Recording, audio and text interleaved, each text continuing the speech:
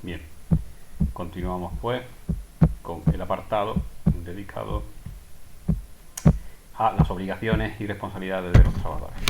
Como ya hemos visto, los trabajadores también tendrán una serie de responsabilidades y de obligaciones, entre los cuales pues se encuentra, de acuerdo con la formación de que disponga, a el uso adecuado de los equipos y máquinas, herramientas que se le den. Esto quiere decir pues que debe de realizar un trabajo, ponerlas en funcionamiento de acuerdo con las instrucciones que se le requiere. No encender una máquina sin la protección adecuada, o no utilizar los diferentes elementos de trabajo con las recomendaciones que para ello se le dan. Bien, también deberá de informar de inmediato a los superiores o delegados de prevención en caso de que a su juicio se produzca algún tipo de riesgo para los trabajadores, o que exista algún tipo de elemento que él vea que pueda provocar o que se encuentre en riesgo. Deberá también de cooperar con el empresario en materia de prevención, o sea, no poner pegas o trabas a la cumplimentación de las medidas de protección que recomiende el plan de prevención de riesgos laborales. Un caso bastante típico es aquel en el que pues por motivo H o B pues el trabajador se niega a colocarse el casco de protección, muy bien porque diga que tiene calor o cualquier tipo de cosa, pero repito, si el plan de prevención establece que debe de colocarse, pues él debe de cooperar en cualquier momento con estas medidas de responsabilidad. Bien, ¿qué responsabilidades tienen los trabajadores? Bueno, pues pueden ser sancionados, aquí aparece bien especificado, y las sanciones pueden ser desde leves, graves o muy graves. Esto aparecerá en el convenio colectivo específico de cada sector en el que nos encontremos. Obviamente el convenio colectivo del sector de la metalurgia pues puede ser diferente al del sector de peluquería o de estética en el cual nos encontraremos, o el de electricidad en su caso. Con relación a las sanciones, en base a estas faltas leves, graves o muy graves, dicha sanción pueden variar desde una amonestación verbal, un despido disciplinario, que hay que recordar que el despido disciplinario tiene como condición principal o como característica principal el hecho de que el trabajador no recibirá indemnización alguna por dicho despido, con lo cual si no se recurre, pues en caso de que tuviera algún tipo de indemnización por el tiempo que llevará trabajando, pues el despido disciplinario digamos que es bastante traumático para el trabajador, sin perjuicio de que pueda tener responsabilidades civiles o incluso penales, dependiendo un poco de la grave negligencia pues, que el trabajador hubiese provocado. Una negligencia en la cual el trabajador pues provoca un incendio donde hubiera muertes, pues quizá pudiera tener responsabilidad civil o incluso penal. Vamos al siguiente punto, el punto 1.3, donde analizaremos las responsabilidades de los empresarios en materia de prevención. Como ya hemos visto, los empresarios tienen una serie de obligaciones que en caso de incumplirse pues tendrían también una serie de consecuencias. Estas responsabilidades o consecuencias derivadas del incumplimiento por parte del empresario de las responsabilidades se enmarcan dentro de 4 grupos principales.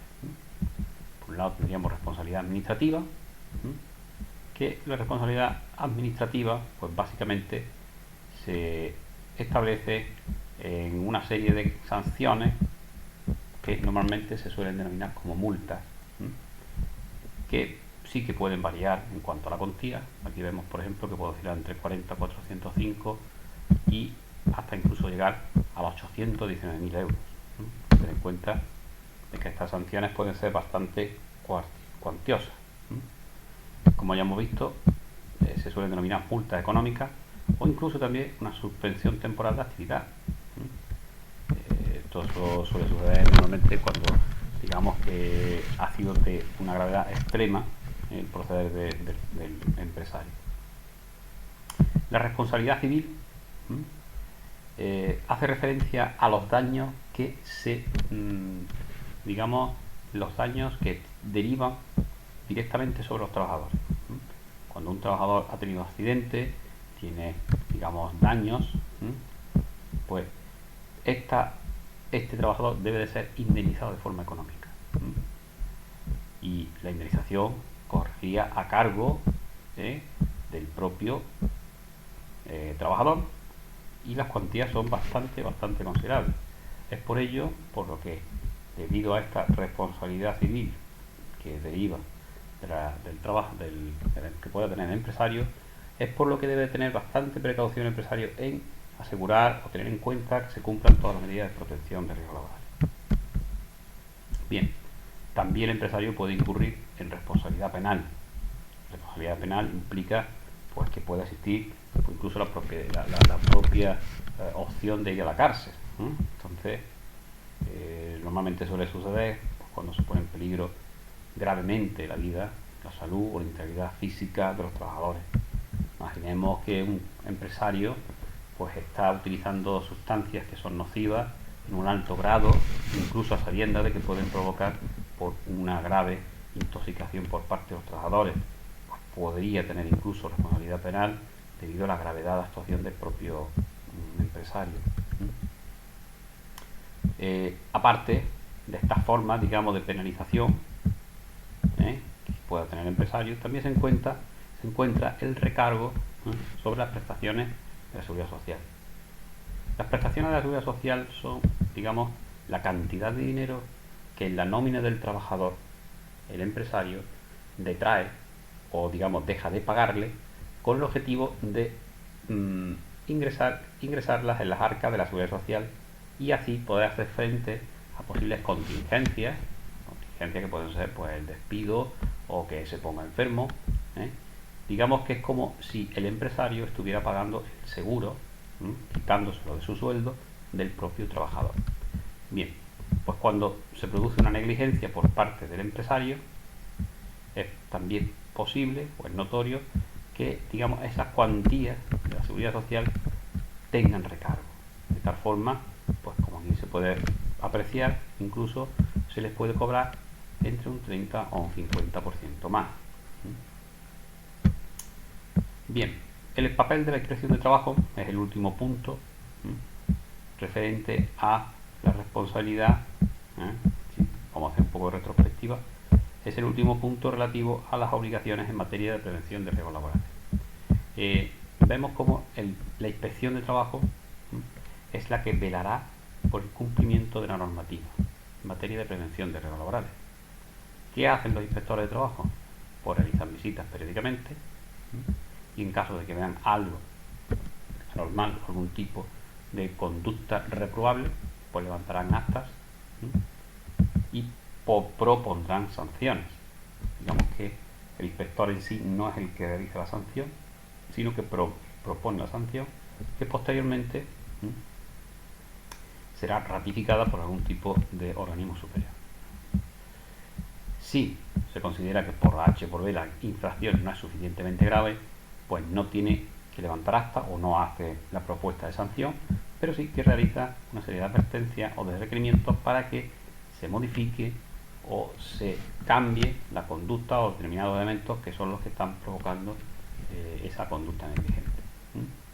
Por tanto, hay que tener en cuenta que un requerimiento consiste en un escrito para que la empresa modifique sus condiciones de trabajo o de seguridad, dándole un plazo y que en caso de que no se cumpla, pues sí que pueden conducir a una determinada sanción.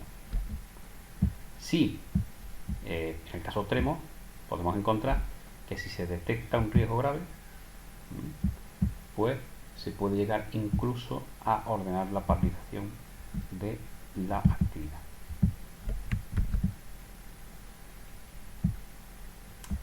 Con relación a la organización de la prevención de riesgos laborales, seguir el siguiente punto, hay que tener en cuenta de que la organización de la prevención se puede hacer mediante la asignación del propio empresario. El propio empresario se puede hacer cargo de dicha gestión utilizando un servicio de prevención propio, donde el empresario delega en otros trabajadores o digamos en un organismo dentro de la empresa que se va a encargar de realizar el servicio de prevención. Otra forma de gestionar la prevención sería sería la designación de una serie de trabajadores.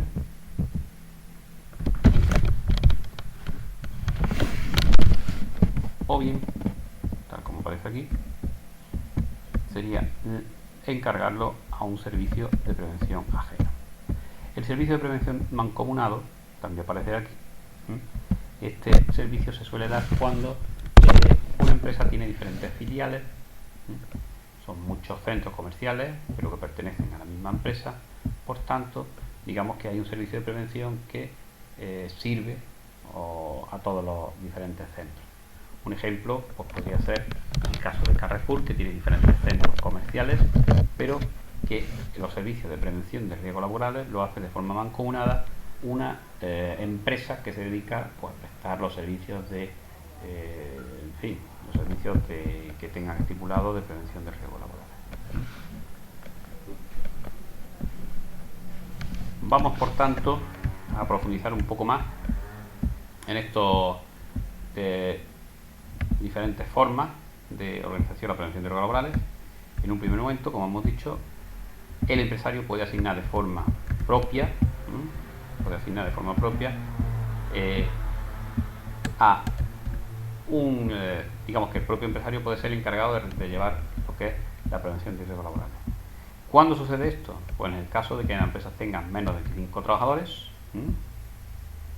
o que tenga la capacidad de, para la función de la vigilancia de salud, o en principio que no se traten de actividades de bastante riesgo.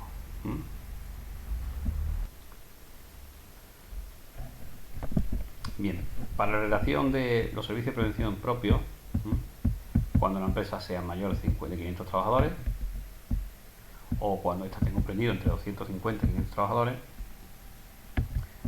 o bien debido a la peligrosidad de la actividad que desarrolle la empresa. Esto aparece aquí bastante interesante. Cuando se designarán a trabajadores, cuando la empresa tenga uno o varios trabajadores, y luego cuando existan, digamos, que los trabajadores tengan su nivel de formación adecuado. En este caso en concreto hay que tener en cuenta que existen 3 niveles de formación. Uno que sería el nivel básico, como aparece aquí, otro que sería el nivel intermedio y otro que sería el nivel superior. Hay que recordar que los técnicos de grado medio de formación en orientación laboral, por el hecho de realizar este módulo, pues tienen o se le computa un nivel básico de formación en prevención de riesgos laborales. Es decir, que si trabajásemos en una empresa y la empresa necesitara tener un técnico en prevención de riesgos laborales, pues hay que saber que nosotros, por el hecho de haber desarrollado este módulo, pues tendríamos perfectamente legalmente capacitados para desempeñar ese puesto de trabajo. El servicio de prevención de riesgos laborales ajeno son entidades específicas, especializadas, que están fuera de la empresa y que son las encargadas de controlar, pues de gestionar la prevención de riesgos laborales.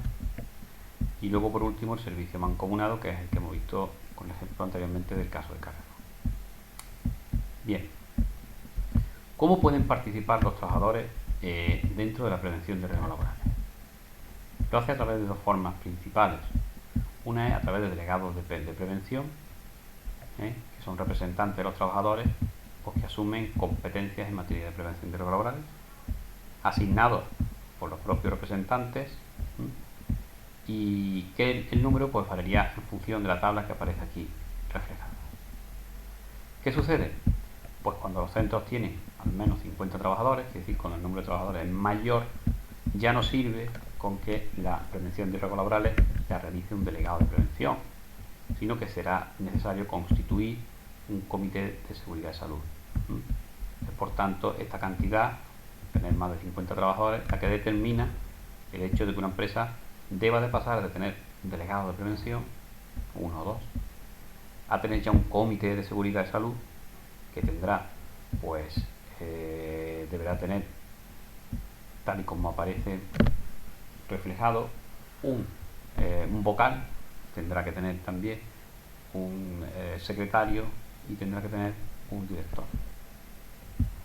Por tanto, hay que tener en cuenta de que el tamaño de la empresa determinará si ésta deberá tener delegado de prevención o deberá tener un comité de seguridad y salud. ¿Qué competencias y facultades tienen tanto los delegados como los comités de empresa, los trabajadores? Bueno, pues tienen la obligación de ser consultados en decisiones sobre materia de prevención. No quiere decir que sean consultados, que tengan derecho a lo que digan los trabajadores en principio, que los tenga que hacer el empresario, pero sí deben de ser consultados en materia de prevención, de protección, de formación o cuando se quiera introducir nuevas tecnologías. Sí pueden participar en la planificación de la prevención. Pongamos por caso, imaginemos pues, que un delegado de prevención dice, bueno, pues yo creo que a la hora de hacer el plan de prevención, pues sería conveniente realizarlo en el mes de marzo, que es cuando estamos más libres, o cuando tengamos que hacer el ensayo general de emergencia, pues hacerlo en el mes de mayo, que estamos más libres de trabajo.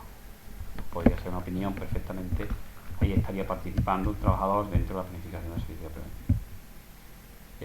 Deberán efectuar propuestas, como el caso anterior, también podría ser una propuesta en materia de prevención y reversión, y tienen también el derecho a ser informados sobre los accidentes de trabajo que se han producido dentro de la empresa. Esto es importante porque de esta manera el trabajador sabe o tiene conciencia un poco de la gravedad de los diferentes riesgos en el puesto de trabajo en el que se encuentra. Tiene derecho también a conocer la documentación que existe en materia de prevención, a acompañar la inspección en las visitas que realice y a proponer la paralización de actividades en caso de riesgo grave. Por ejemplo, imaginemos que un trabajador ve una máquina que está viendo que está dando corriente, pues debe de proponer o puede proponer perfectamente que se paralice las actividades de dicha máquina. Bien, la gestión de prevención de riesgos laborales se puede definir en principio, o mejor dicho, debe seguir una serie de principios. Los principios de la prevención, tal como aparecen aquí, son los siguientes. Primero, hay que reconocer que estos principios están recogidos ya en la Ley de Prevención de Riesgos Laborales, la que anteriormente mencionábamos, y tratan, en principio, de evitar que se produzcan los riesgos. Otro principio importante es que hay que evaluar los riesgos que se puedan evitar, combatirlos desde su origen. Eso quiere decir que es mejor evitar que se produzca un fuego a no tener que luego después apagarlo. Digamos, por ejemplo, sustituir lo peligroso por lo que está en menos o ningún riesgo. Si por ejemplo conocemos de un material inflamable que se está utilizando dentro de un ámbito de trabajo donde que se trabaja con mucho fuego, pues sustituir por ejemplo ese material inflamable por uno que sea ignífugo. Sería un caso. Por otro lado también planificar la prevención y la protección. Es uno de los principios de actuación de la prevención. Por otro lado también otro principio importante es anteponer la protección de lo colectivo a lo individual. Caso típico, por ejemplo, pues sería colocar barandillas de protección para que los trabajadores de una obra pues no caigan, en lugar de tener que colocar arneses a todos los trabajadores. Siempre se trata de evitar ese caso. O por ejemplo poner un extractor de humos en una zona donde se trabaje con mucha contaminantes de tipo de polvo y tal, de tal forma que sea mejor que utilizar por ejemplo mascarillas individuales. Siempre se trata de anteponer la protección colectiva a la individual. Luego, importantísimo también, como otro principio de actuación, es dar las instrucciones adecuadas al trabajador, adaptar el trabajo a la persona. Si la persona tiene un tipo de minusvalía, pues es muy conveniente saber que los principios de prevención deben de tratar no de que el trabajo se adapte a la persona, no que la persona se adapte al trabajo, si no es posible, sino tratar en la medida de lo posible que el trabajo sea el que se adapte a la persona. Por ejemplo, imaginemos el caso de los cajeros de las tiendas, de los supermercados, que están mucho tiempo de pie. Pues lo más normal es que la empresa trate de que no tengan lesiones, pues colocando una silla de estas que tienen elevadas.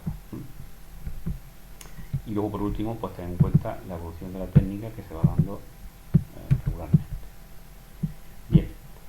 La evaluación de riesgos laborales consiste, digamos que es el punto inicial, y consiste prácticamente en determinar cuáles son la gravedad de los riesgos y de cómo pueden evitarse. ¿Cómo se evalúan los riesgos? O sea, ¿qué grado de gravedad se determina que pueden tener los riesgos laborales? Bueno, pues existen varias, digamos, escalas. Una de las más importantes es el método de evaluación de riesgos del Instituto Nacional de Seguridad y Higiene. Y este método consiste básicamente en valorar dos características. Por un lado, la variable que se analiza es la probabilidad de que ocurra un accidente, y por otro lado, digamos, es la consecuencia de que ocurra. O sea, el grado de, digamos, de consecuencia, o digamos la importancia de la consecuencia que se puede producir. Y de esta combinación pues sale este cuadro que aparece aquí, donde pues tenemos que puede existir, digamos, que una serie de riesgos laborales con una probabilidad de que se produzca baja o media o alta. Y en cuanto a las consecuencias, pues pueden ser muy graves, muy dañinas o extremadamente dañinas. ¿De acuerdo? Así pues, pongamos por caso de que la probabilidad de que un accidente sea media y de que las consecuencias sean dañinas. Bien, pues se puede considerar que este accidente tiene un riesgo moderado. ¿De acuerdo? Y así, por ejemplo, aquí, si tenemos un accidente con una alta probabilidad de ocurrencia y unas condiciones o unas consecuencias que pueden ser extremadamente dañinas, tendríamos un accidente catalogado desde este cuadrante o de esta, digamos, cuadro de clasificación como intolerable. Bien, conjuntamente con este cuadro que clasifica los diferentes niveles de riesgos laborales, el Instituto Nacional de Seguridad y Higiene y el Trabajo también ofrece una serie de guías de evaluación para cómo priorizar las actuaciones ante el nivel de riesgo que se detecta. Entonces, así pues, por ejemplo, si estamos ante un riesgo que es considerado trivial, fijaros aquí, pongamos por caso, eso supondría pues una probabilidad de ocurrencia alta, pero que ligeramente dañina sería las causas, no sería muy extremadamente grave, pues en este caso las acciones preventivas pues no se requiere ningún tipo de acción preventiva. De acuerdo, está el riesgo, pero no hay que hacer ningún tipo de acción preventiva. Digamos que este cuadro de abajo está en consonancia con este de aquí, en función de la gravedad del riesgo o de la clasificación del riesgo que tengamos, pues se establece otro cuadro con las medidas que se recomiendan que deben de tomarse en función de esta clasificación que se realiza aquí de los diferentes riesgos laborales. Bien, sobre este cuadro pues ya haremos algunos ejercicios y nada más, es simplemente verlo y estudiarlo. Bien, por último vamos a ver cómo se gestionan los accidentes de trabajo dentro de la empresa. Los accidentes de trabajo dentro de la empresa informan de una forma bastante detallada sobre qué ha sucedido mal, y de esos accidentes de trabajo la empresa tiene que sacar aprendizaje para que no vuelva a suceder. Es por ello por lo que dichos accidentes de trabajo deben de ser investigados. Aquí uno de los puntos más importantes es la investigación de esos accidentes de trabajo. Debe de realizarse también un registro y una notificación de los mismos accidentes, porque esos accidentes deben de ser puestos en conocimiento del Ministerio de Trabajo, y también de la gravedad de los accidentes que han ocurrido, etcétera, etcétera. También, muy importante, una vez que se ha realizado el análisis de la investigación de los accidentes y del registro de la notificación, hay que tener en cuenta los costes, análisis de los costes de los accidentes.